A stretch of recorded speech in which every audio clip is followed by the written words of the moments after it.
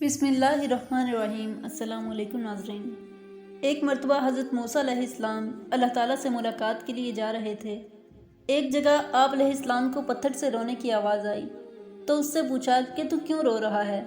پتھر کہنے لگا کہ مجھے اللہ کا ڈر ہے کہ کہیں قیامت میں اللہ تعالیٰ مجھے بھی جہنم میں نہ ڈال دے۔ دوستو، اس پتھر کو شاید یہ حادثہ اس لیے ہوا ہوگا کہ اللہ تعالیٰ نے قرآن مجید میں ارشاد فرمایا، ترجمہ ہے کہ جہنم کا ایندھن انسان اور پتھر ہیں، لہٰذا اس پتھر نے کہا کہ کہیں ایسا تو نہیں کہ اللہ تعالیٰ مجھ کو بھی جہنم میں ڈال دے۔ اگر میں بھی ان جہنمی پتھروں میں رہا تو میرا حشر بھی برا ہوگا۔ اس بات کو یاد کر کے میں رو رہا ہوں اور کہنے لگا کہ آپ علیہ السلام اللہ کے پیغمبر ہیں اور کوہ طور پر اللہ سے ملاقات کے لیے جا رہے ہیں۔ آپ علیہ السلام میرے حق میں سفارش کر دیجئے۔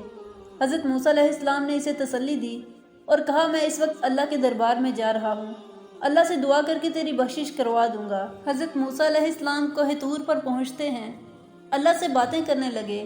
ان باتوں کے درمیان حضرت موسیٰ علیہ السلام اس پتھر کو بھول گئے۔ دوستو، اب دیکھیے اللہ کی رحمت اور اس پر قربان جائیے کہ جب واپس ہونے لگے تو اللہ نے کہا، اے موسیٰ، تم اس پتھر کو بھول گئے، کیا تم نے اس سے سفارش کا وعدہ نہیں کیا تھا؟ حضرت موسیٰ علیہ السلام نے عرض کیا کہ اے اللہ، واقعتاً میں بھول گیا، آپ سب کچھ جانتے ہیں۔ اللہ تعالیٰ نے فرمایا کہ جاؤ اس سے کہہ دو کہ ہم نے اس کی مغفرت کر دی اور اس کو بخش دیا اور دیگر پتھروں کے ساتھ اس کو جہنم میں داخل نہیں کیا جائے گا۔ حضرت موسیٰ علیہ السلام خوشی خوشی واپس آئے، اس پتھر کو خوشخبری سنا دی اور چلے گئے۔ پھر کچھ دنوں کے بعد حضرت موسیٰ علیہ السلام کو کوہ طور پر جانا تھا۔ اسی راستے سے جا رہے تھے کہ دیکھا وہ پتھر پھر سے رو رہا ہے۔ حضرت موسیٰ علیہ السلام کہنے لگے کہ میں نے تو تجھ کو خوشخبری سنائی تھی اور اللہ کا پیغام بتا دیا تھا کہ اللہ تجھ کو جہنم میں نہیں ڈالے گا، پھر اب رونے کی کیا بات ہے؟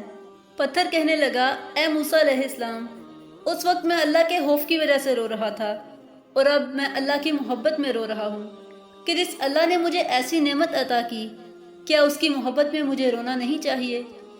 دوستو، ہم کتنی نعمتیں کھاتے ہیں لیکن کیا اللہ کی محبت دلوں میں سمائی ہے؟ اللہ پاک سے دعا ہے کہ وہ ہمیں نیک اعمال کرنے کی توفیق عطا فرمائے، آمین۔